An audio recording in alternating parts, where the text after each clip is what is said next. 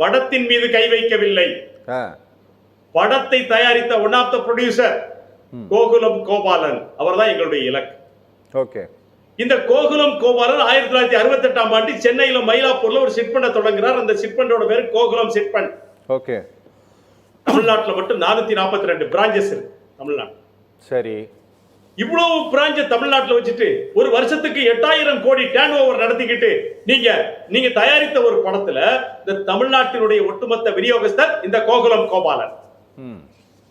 இவர் என்ன செய்தாரு, அந்த படத்துல மத்த காட்சிகளுக்கெல்லாம் மோகன்லாலை விட்டு மன்னிப்பு கேட்க சொல்லக்கூடிய இந்த கோகுலம் கோபாலன் முல்லை பெரியாறு குறித்த காட்சிகளுக்கு மன்னிப்பு கேட்கலன்னு சொல்லி கேட்டா நாங்க படம் ஓடக்கூடிய தியேட்டரை முற்றுகிட போறது இல்ல. ஏன்னா அது இங்க எங்கேயுமே ஆளே இல்ல படம் பார்க்கிறோம்.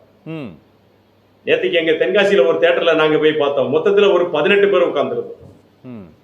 அதுதான் அந்த படம் இங்க ஓடக்கூடிய லட்சணம். ஆனால் படத்தை தயாரித்த கோகுலம் கோபாலனுடைய அந்த கோகுலம் சிட்பண்ட் தமிழகத்திலே ஓடுவதற்கான தடை இன்னைக்கு பெரிய அளவுக்கு அது வந்திருக்குது. அண்ணன் வேலுமுருகன் அவர்கள், அண்ணன் சீமான் அவர்கள் எல்லாம் இந்த படத்திற்கு எதிராக அறிக்கையை கொடுத்து களத்திற்கு வந்திருக்கிறார்கள் எங்கள். அதனால கோகுலம் கோபாலன் என்ன செய்யணும், தன்னுடைய அந்த நிறுவனங்கள் முறையாக நடக்க வேண்டும், ஒழுங்காக இது மிரட்டல் இல்ல, இது கன்னடத்திலே சல்வாலியா கட்சி சொல்லக்கூடிய அந்த செயலை போல அல்ல. இது எங்களுடைய உரிமை.